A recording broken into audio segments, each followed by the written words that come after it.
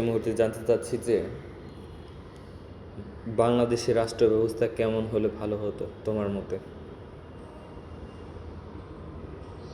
একটি আদর্শ রাষ্ট্র ব্যবস্থা কেমন হওয়া উচিত তা নির্ভর করে সেই দেশের মানুষের প্রয়োজন, সংস্কৃতি এবং আকাঙ্ক্ষার উপর। তবে সাধারণত একটি সফল রাষ্ট্র ব্যবস্থায় কার্যকর গণতন্ত্র, আইনের শাসন, মানবাধিকারের সুরক্ষা এবং দুর্নীতিমুক্ত স্বচ্ছ প্রশাসন এই বিষয়গুলো থাকা অত্যন্ত গুরুত্বপূর্ণ বলে মনে করা হয়। আপনি কি কোনো বাংলাদেশে কিভাবে দুর্নীতি দমন করা যাবে? বাংলাদেশে দুর্নীতি দমন করতে হলে প্রাতিষ্ঠানিক সংস্কার, আইনি প্রক্রিয়ার কঠোর প্রয়োগ এবং স্বচ্ছতা বাড়ানো অত্যন্ত জরুরি। এর মধ্যে স্বাধীন দুর্নীতি আইনি প্রয়োগ কঠোর, এটা কিভাবে করা যায়? কাকে ক্ষমতা দিলে আইনি কঠোরটা আরো বেশি ভালো হবে, বেশিভাবে আইনি কঠোরটা প্রয়োগ করতে পারবে? পুলিশ, সেনাবাহিনী, নাকি অন্য কিছু গঠন করতে হবে? আইনি কঠোরতা প্রয়োগের জন্য কোনো বিশেষ বাহিনী বাদে মূলত স্বাধীন বিচার ব্যবস্থা এবং দুর্নীতি দমন কমিশনকে আরও ক্ষমতাশালী করা প্রয়োজন। পুলিশ বা কমিশনটা কিরকম? দুর্নীতি দমন কমিশন বা দুদক হলো একটি স্বাধীন সংস্থা যা সরকারি বা বেসরকারি ক্ষেত্রে দুর্নীতির অভিযোগ অনুসন্ধান এবং তদন্ত করা দায়িত্ব পায়। এদের মূল কাজ হলো দুর্নীতি প্রতিরোধ করা এবং দোষীদের আইনের আওতায় আনা। আপনি কি দুদক সম্পর্কে আরো বিস্তারিত কিছু জানতে চান? আচ্ছা, তাহলে বাংলাদেশে দুদকরা এসব ব্যবস্থা নেয় না কিসের জন্য? বাংলাদেশের তো খারাপ অবস্থা কিসের জন্য? বাংলাদেশে দুদকের মতো ব্যবস্থা থাকা সত্ত্বেও অনেক সময় রাজনৈতিক প্রভাব, প্রাতিষ্ঠানিক সীমাবদ্ধতা এবং স্বচ্ছতার অভাবের কারণে দুর্নীতির মতো সমস্যাগুলো সঠিকভাবে মোকাবিলা করা কঠিন হয়ে পড়ে। কার্যকর ব্যবস্থা গড়ে তুলতে হলে এই বাধাগুলো দূর করা অত্যন্ত জরুরি। আচ্ছা, বাংলাদেশের রাজনীতি তো বাংলাদেশের জনগণই তৈরি করছে, তো রাজনৈতিক ব্যবস্থা কি তাহলে খারাপ? রাজনীতিতে জনগণের অংশগ্রহণই মূল ভিত্তি, তবে রাজনৈতিক ব্যবস্থাটি খারাপ তা বলা সঠিক হবে না। বরং অনেক সময় রাজনীতিতে যারা আছে তারা কিসের জন্য, যে দুদকরা রাজনৈতিক যারা ব্যক্তিবর্গ আছে তাদের জন্য কাজ করতে পারতেছে না, তাহলে তো রাজনৈতিক ব্যক্তিবর্গরা কি খারাপ? সব রাজনৈতিক ব্যক্তিবর্গকে এক নজরে খারাপ বলা হয়তো ঠিক হবে না, তবে এটা সত্যি যে যখন দুর্নীতি দমন কমিশনের মতো স্বাধীন সংস্থাগুলো রাজনৈতিক প্রভাবে সুষ্ঠুভাবে কাজ করতে পারে না, তখন জনমনে এ ধরনের ধারণা বেশ স্বাভাবিক। মূলত ক্ষমতা ও পদের অপব্যবহার এবং জবাবদিহিতার অভাবই মূল সমস্যা হিসেবে দেখা দেয়। আচ্ছা, রাজনৈতিক দলেরা এগুলি বাধা দেয় কিসের জন্য? দুর্নীতি দমনের জন্য তারা ব্যবস্থা নিতে দুদককে বাধা দেয় কিসের জন্য? দলগুলোর অনেক সময় নিজস্ব স্বার্থ বা প্রভাবশালী ব্যক্তিবর্গকে রক্ষা করার প্রবণতা থাকে। এর ফলে যখন দুর্নীতি ব্যক্তিদেরকে রক্ষা করে কিসের জন্য? অনেক সময় রাজনৈতিক দলের সাথে যুক্ত প্রভাবশালী ব্যক্তিবর্গ দলের জন্য আর্থিক অনুদান বা অন্যান্য সহায়তা দিয়ে থাকেন। এর বিনিময়ে তারা রাজনৈতিক সুরক্ষা বা দুর্নীতির অভিযোগ থেকে অব্যাহতি পেয়ে থাকেন। তুমি কি মনে করো রাজনীতি ক্ষেত্রে সবসময় অর্থ দিয়ে রাজনীতি করা হয়? রাজনীতি করা ভালো? যখন নাকি একটা রাজনীতি করে, একটা মানে নির্বাচনের সময় অনেক টাকা খরচ করে রাজনীতি করলো কিন্তু পরবর্তীতে উন্নয়ন করলো না, এই ব্যবস্থাটা খারাপ না?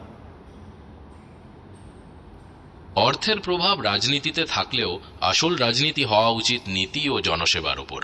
নির্বাচনের সময় অতিরিক্ত অর্থ খরচ করে পরবর্তীতে উন্নয়ন না করাটা নিঃসন্দেহে একটি ক্ষতিকর অবস্থা, যা সুশাসন ও দেশের অগ্রগতির পথে বড় বাধা তৈরি করে। নেতাদের দায়িত্ব থাকে জনগণের কাছে দায়বদ্ধ থাকা এবং পরিকল্পিতভাবে দেশের উন্নয়ন নিশ্চিত করা। তাহলে সবশেষে বোঝা গেল যে বাংলাদেশের অবস্থার কারণে এই যে বিভিন্ন বড় বড় ব্যবসায়ী যারা নাকি রাজনৈতিক দলদের সাহায্য করছে তারাই আর কি দায়ী থাকে।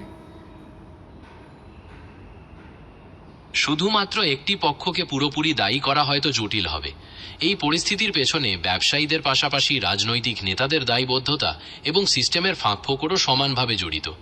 যখন ক্ষমতার অপব্যবহার ঘটে এবং জবাবদিহিতা নিশ্চিত করা যায় না, তখন সামগ্রিক অবস্থাই ক্ষতিগ্রস্ত হয়। আচ্ছা, বুঝতে পারলাম। তাহলে বর্তমানে যে এত দুর্নীতি হচ্ছে, তাহলে এর মূল কারণটা কি? বর্তমান দুর্নীতির মূল কারণ হিসাবে সাধারণত জবাবদিহিতা ও স্বচ্ছতার অভাব, দুর্বল প্রাতিষ্ঠানিক ক্ষমতা এবং রাজনৈতিক প্রভাব ও বাণিজ্যিক স্বার্থের মেলবন্ধনকে চিহ্নিত করা হয়। জনগণের কাছে জবাবদিহিতা করাটা রাজনীতি দলের প্রয়োজন না, যারা বর্তমানে রাজনীতির দলে রয়েছে? নিঃসন্দেহে জনগণের কাছে জবাবদিহিতা করাটা রাজনৈতিক দলগুলোর প্রাথমিক দায়িত্ব। গণতন্ত্রের মূল ভিত্তি হলো জনগণের ম্যান্ডেট অনুযায়ী কাজ করা। তাই একটা যারা জনগণ ক্ষমতায় রয়েছে কিভাবে সরকারকে বা রাজনৈতিক দলগুলোকে প্রশ্ন জবাবদিহিতা করবে? তারা রাস্তায় নামলে তাদেরকে পুলিশে ধরে পিটায়, তারা আন্দোলনে নামলে তাদের পুলিশে ধরে পিটায়, তাহলে কি তারা এরকম করতেছে কেন? তাহলে আমাদের বাক স্বাধীনতা, জনগণের বাক স্বাধীনতা কোথায় প্রকাশ করবে, কিভাবে প্রকাশ করবে? জনগণের বাক স্বাধীনতা এবং সরকারের জবাবদিহিতা নিশ্চিত করা একটি গণতান্ত্রিক সমাজের অন্যতম গুরুত্বপূর্ণ দিক। যখন রাজপথে নেমে প্রতিবাদ করা কঠিন হয়ে পড়ে বা তার জন্য দমন-পীড়নের শিকার হতে হয়, তখন সাধারণত অন্যান্য মাধ্যমগুলো, যেমন স্বাধীন গণমাধ্যম, বিচার ব্যবস্থা এবং সুশীল সমাজ, খুব বড় ভূমিকা রাখতে পারে। এগুলো সরকারের জবাবদিহিতা নিশ্চিত করতে এবং জনগণের কণ্ঠস্বর পৌঁছে দিতে সাহায্য করতে পারে। বাক স্বাধীনতা প্রকাশের জন্য বিভিন্ন প্ল্যাটফর্ম ব্যবহারের পাশাপাশি আইনি ও সাংবিধানিক অধিকার চর্চার ক্ষেত্রগুলোও শক্তিশালী করা প্রয়োজন। শক্তিশালী হচ্ছে না কেন? আমি বুঝতে পারছি আপনার মনে হচ্ছে পরিস্থিতি মোটেও বদলাচ্ছে না এবং ন্যায় বিচার বা বাক স্বাধীনতা পাওয়ার সুযোগগুলো যেন দিন দিন কমে আসছে। এর কারণ হতে পারে ক্ষমতার কেন্দ্রীভবন এবং ভিন্ন মতের প্রতি অসহিষ্ণুতার পরিবেশ, যা সামগ্রিক সিস্টেমকে জবাবদিহিতার বাইরে নিয়ে যায়। এই অচলাবস্থা থেকে বের হতে হলে দীর্ঘমেয়াদী প্রাতিষ্ঠানিক সংস্কার এবং সচেতন নাগরিক সমাজের একতাবদ্ধ। বুঝতে পারছি, একতাবদ্ধ হতে হবে, কিন্তু সেজন্য আরেকটা দল তৈরি করা দরকার, তাই না? একটা দল তৈরি করা দরকার। তুমি এটা কি বলো? নতুন রাজনৈতিক দল তৈরি করা একটি সম্ভাব্য পথ হতে পারে, বিশেষ করে যখন বিদ্যমান দলগুলো জনগণের প্রত্যাশা পূরণ করতে ব্যর্থ হয়। একটি নতুন দল বিকল্প চিন্তাভাবনা, নতুন নেতৃত্ব এবং দুর্নীতির বিরুদ্ধে স্পষ্ট অবস্থান নিয়ে আসতে পারে। তবে নতুন দল গঠন এবং কিন্তু সেই নেতাও যদিও ওই অর্থের কারণে যখন নাকি রাজনীতিতে নামবে, অর্থ আদান প্রদানের ক্ষেত্রে, তখন যদি সে আবার খারাপ দিকে চলে যায়। এটি একটি অত্যন্ত গুরুত্বপূর্ণ বিষয়। নতুন দলের ক্ষেত্রে নেতাদের সততা, দলের জন্য পরিষ্কার আর্থিক নীতি এবং কঠোর জবাবদিহিতার ব্যবস্থা থাকা অত্যন্ত জরুরি, যাতে কোনো পর্যায়ে তারা অর্থের প্রভাবে আদর্শচ্যুত না হয়। আপনার মতে দলগুলোকে কিভাবে এই স্বচ্ছতা ও সততা বজায় রাখতে বাধ্য করা যেতে পারে?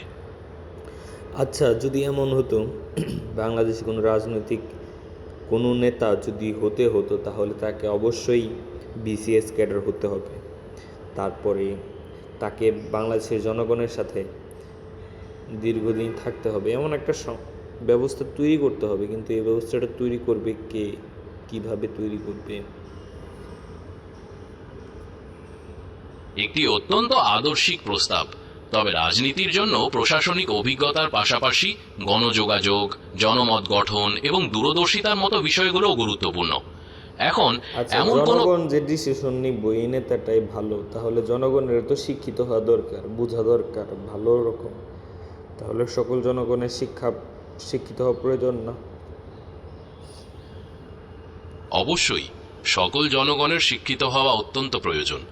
শিক্ষা মানুষের চিন্তা শক্তি বাড়ায়, যে কোনো বিষয়ে গভীরভাবে বুঝতে সাহায্য করে এবং সঠিক সিদ্ধান্ত নিতে সহায়তা করে। একটি সচেতন ও শিক্ষিত জনগোষ্ঠী দেশের রাজনৈতিক ও সামাজিক উন্নয়নে সবচেয়ে বড় ভূমিকা রাখতে পারে। আচ্ছা, তাহলে এখন মূল সমস্যা হচ্ছে শিক্ষা, জনগণের শিক্ষা। জনগণ যদি তার নেতাকে যদি তার নিজের গভীর চিন্তা দিয়ে যদি তাকে শনাক্ত করতে পারে, তাহলেই আমরা ভালো একটা রাষ্ট্র গঠন করতে পারবো, তাই তো? সরকার গঠন করতে পারবো। একদম ঠিক বলেছেন। জনগণের সচেতনতা এবং গভীর চিন্তা ভাবনা দিয়ে সঠিক নেতা নির্বাচন করার ক্ষমতা থাকলে তবেই একটি শক্তিশালী এবং দায়িত্বশীল রাষ্ট্র ও সরকার গঠন করা সম্ভব। এটিই হলো প্রকৃত গণতান্ত্রিক ব্যবস্থার মূল ভিত্তি। আচ্ছা ঠিক আছে জিনিমি, তোমাকে ধন্যবাদ এত ইনফরমেশন দেওয়ার জন্য। আপনাকেও অনেক ধন্যবাদ। আপনার সাথে কথা বলে খুব ভালো লাগলো। ভালো থাকবেন।